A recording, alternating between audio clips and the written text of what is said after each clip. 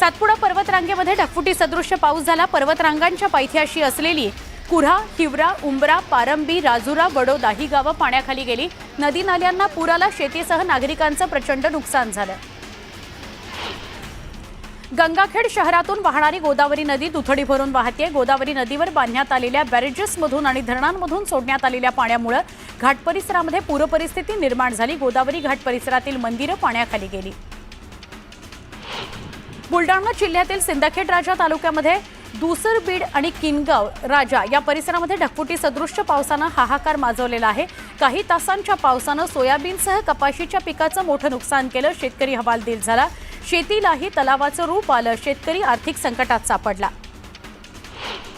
जालना जिल्ह्यात झालेल्या मुसळधार पावसामुळे शेती पिकाचं अतोनात नुकसान झालं। अंबड तालुक्यातील महाकाळा शिवारात जरांगेंनी शेतीतील नुकसानग्रस्त भागाची पाहणी केली। अकोल्यातील काटेपूर्णा प्रकल्पाच्या पाणलोट क्षेत्रात पाऊस सुरू झाल्यानं काटेपूर्णा प्रकल्पाचे 4 दरवाजे उघडण्यात आले। नदीत पाण्याचा विसर्ग सुरू केल्यानं नदीकाठच्या गावांना सावधान राहा असं सांगितलं गेलंय।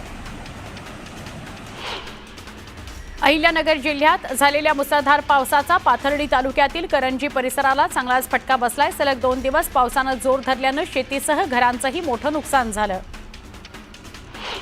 बुलढाणा जिल्ह्यात झालेल्या मुसळधार पावसामुळे नदी नाले दुथडी भरून वाहत आहेत। खडकपूर्णा प्रकल्पाचे 19 दरवाजे उघडण्यात आलेत। पेनटाकळी या प्रकल्पाचे 5 दरवाजे उघडण्यात आलेत। पाण्याचा विसर्ग वाढल्यानं नदीकाठच्या गावांना सतर्कतेचा इशारा देण्यात आलाय। बुलढाणा जिल्ह्यातील देऊळगाव राजा तालुक्यामध्ये झालेल्या मुसळधार पावसामुळे अनेक नद्यांसह नाल्यांना पूर आला। आमना नदीला पूर आल्यानं नदीचं पाणी शाळेसह शेतशिवारात घुसलं। त्यामुळे नागरिकांसह शेतकऱ्यांचं मोठं नुकसान झालं। चंद्रपूर जिल्ह्यातील वर्धा आणि पैनगंगा नद्यांना आलेल्या पुरामुळे नदीकाठावरील शेतकरी उद्ध्वस्त झाला। कोरपना, राजुरा, गोंडपिंपरी या तालुक्याला सर्वाधिक फटका बसला। शेतकरी आर्थिक संकटात आहे। नाशिक ते छत्रपती संभाजीनगर शिवशाही बसला गळती लागली। या संपूर्ण प्रकाराचा प्रवासी आनंद मगरे यांनी व्हिडिओ करत कोट्यवधी रुपयांच्या खर्चावर प्रश्नचिन्ह उपस्थित केलं। सिल्लोड तालुक्यात नदी नाल्यांना पूर आला। पूर्णा नदीनं रौद्ररूप धारण केलं। नदीचं पाणी बोरगाव सारवणी या गावात शिरलं। जालना शहरात मुसळधार पाऊस झाला। अनेक भागात पाणी साचलं। पाणी बाहेर काढण्याकरता महापालिका अधिकारी आणि कर्मचारी रस्त्यावर उतरले। जळगाव जिल्ह्यातील जामनेर तालुक्यातील जळगाव जामनेर मार्गावरील चिंचखेडा परिसरात नाल्याला मोठ्या प्रमाणात पाणी आलं। वाहतूक ठप्प झाली। अचानक आलेल्या पाण्यामुळे रस्त्याच्या दोन्ही बाजूंना वाहनांची मोठी गर्दी झाली। वाहन चालकांना मोठ्या गैरसोयीचा सामना करावा लागला। जायकवाडी धरणातून लाखो लिटर पाण्याचा विसर्ग होतोय। गोदावरी नदी दुथडी भरून वाहते। बीडच्या माजलगाव तालुक्यातील सांडस चिंचोली गावाला गोदावरी नदीच्या पाण्यानं वेढा दिला। चंद्रभागा नदीला पुन्हा पुराचा वेढा बसलाय। उजनी आणि वीर धरणातून पाण्याच्या विसर्गामुळे भीमा नदीचं पाणी पातळी वाढली आणि मोठा विसर्ग वाढल्यामुळे चंद्रभागा नदीत सुद्धा पाणी वाढलं। भक्त पुंडलिकाच्या मंदिरासह अनेक मंदिरांना पुराच्या पाण्यानं वेढलंय। त्यामुळे यंदा सलग 6व्यांदा भीमा नदीच्या पाणी पातळीत वाढ झाली आहे। जालना जिल्ह्यातील विरेगाव इथल्या कल्याणी नदीला तब्बल 5 वर्षांनी पूर आला। विरगाव महसूल मंडळात जोरदार पाऊस झाला आणि पावसामुळे नदी नाल्यांना पूर आला। छत्रपती संभाजीनगरच्या जरंडी बनोटी मंडळात ढगफुटी सदृश्य पाऊस झाला। बोरमाळा तांडा इथं पावसाचं पाणी शिरलं। अनेकांचे संसार उघड्यावर आले।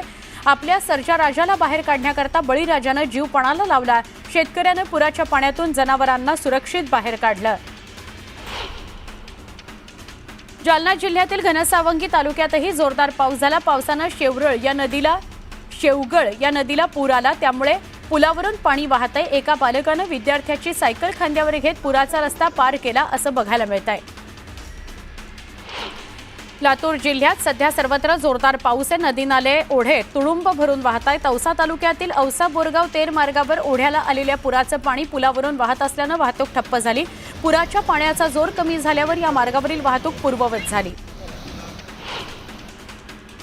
सोलापूर जिल्ह्याच्या बार्शी तालुक्यातील जबळगाव धरण ओव्हरफ्लो झालं। बार्शी तालुक्यातील जबळगाव मध्यम प्रकल्प हा हजारो शेतकऱ्यांकरता वरदान ठरतो।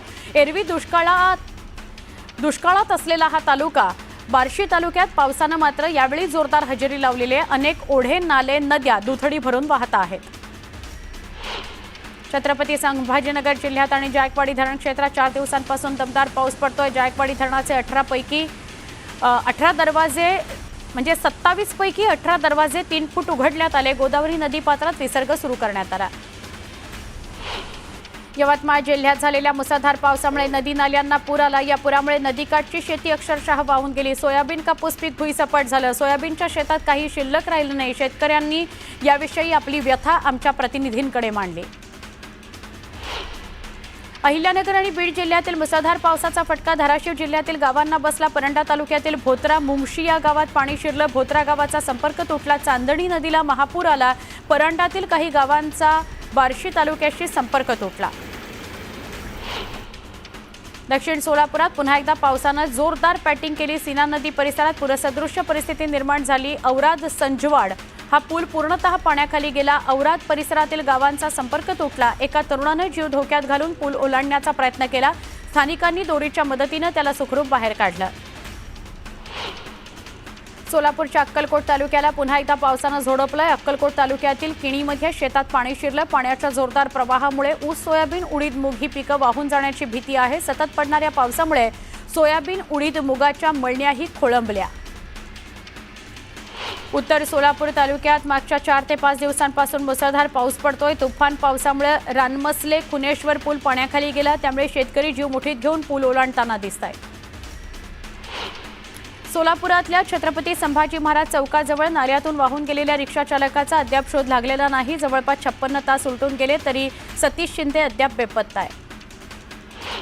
जालन्यामध्ये मुसळधार पावसामुळे शेतपिकाचं मोठं नुकसान झालं।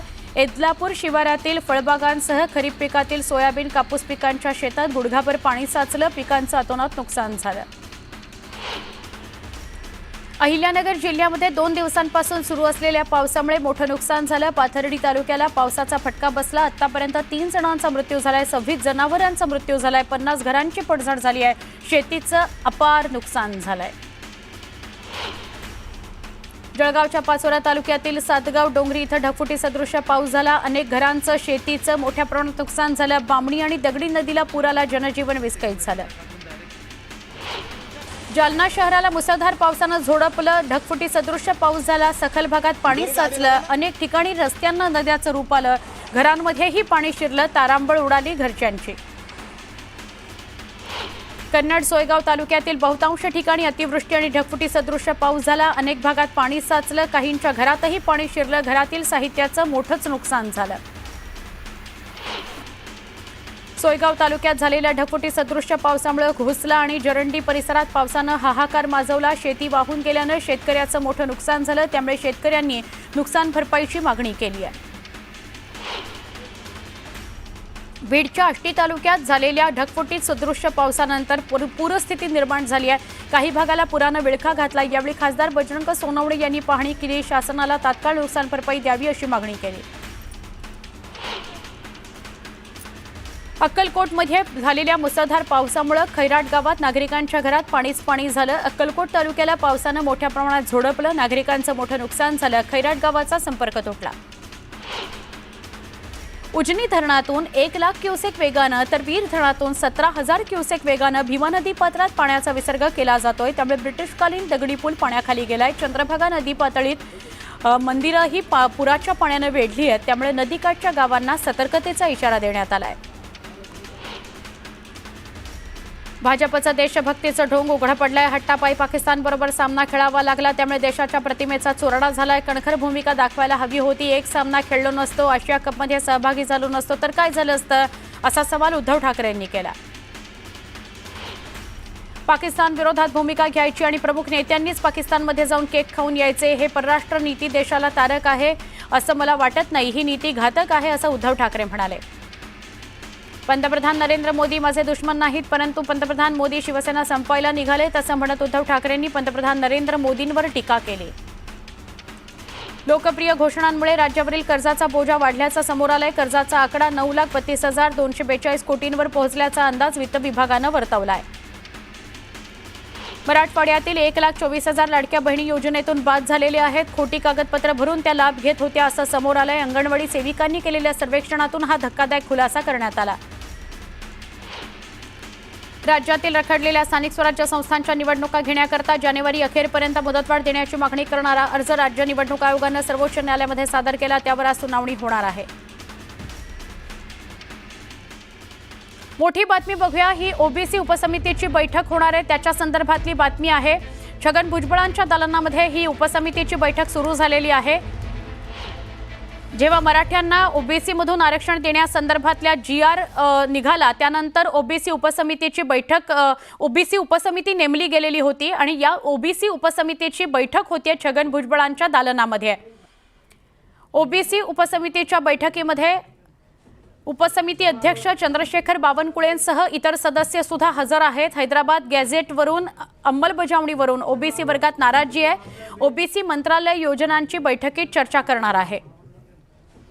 पंकजा मुंडे सुद्धा दिसतायत आपल्याला, चंद्रशेखर बावनकुळे दिसतायत। छगन भुजबळांच्या दालनामध्ये ही बैठक होते, ओबीसी उपसमितीची पहिली बैठक।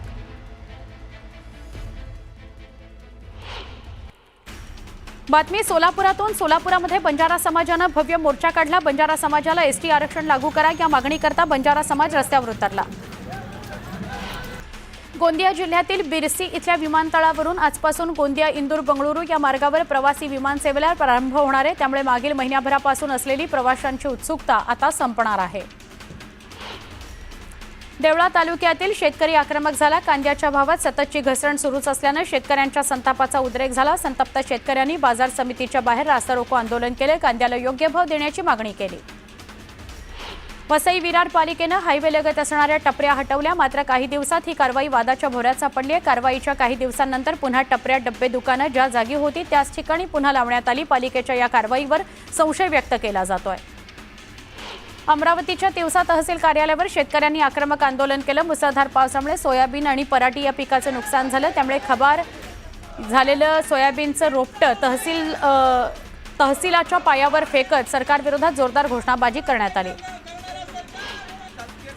रायगडच्या कर्जतमधील महाराष्ट्र समृद्ध पंचायत राज अभियान या कार्यक्रमामध्ये कर्जतमधील गटविकास अधिकारी यांच्यावर अजितदादांच्या राष्ट्रवादी काँग्रेसने निलंबनाची कारवाई केली। शासकीय कार्यक्रमात राजकीय पुढाऱ्यांना संधी दिल्यानं गटविकास अधिकारी यांच्यावर निलंबनाची मागणी करण्यात आली आहे। अखिल भारतीय मराठी नाट्य परिषदेच्या कोल्हापूर शाखेतर्फे दिला जाणारा संगीत सूर्य केशवराव भोसले स्मृती पुरस्कार ज्येष्ठ सिने अभिनेते अशोक सराफ यांना जाहीर करण्यात आलाय। रोख 51,000 रुपये, शाल, श्रीफळ, पुष्पगुच्छ, मानपत्र असं पुरस्काराचं स्वरूप आहे।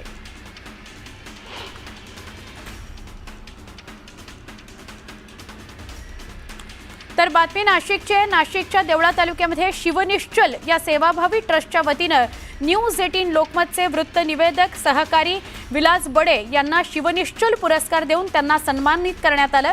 माजी कृषी मंत्री पद्मविभूषण शरद पवार यांच्या हस्ते हा पुरस्कार प्रदान करण्यात आला।